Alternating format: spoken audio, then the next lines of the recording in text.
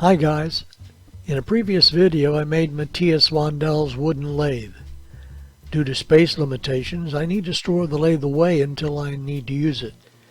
I found the space on the back of this cabinet and fashioned a simple 2x4 hook to hold it. Let's get started.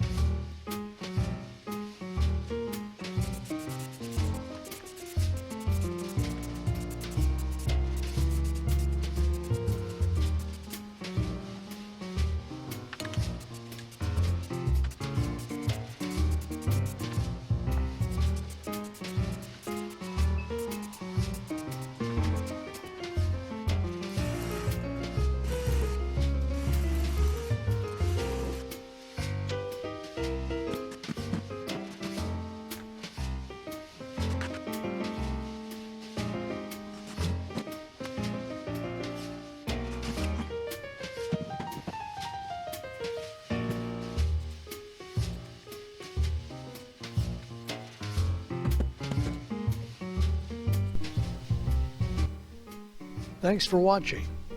I'm finishing a video showing the build of the wooden lathe workstation, so stay tuned. Please like, share, and if you have not already done so, please subscribe.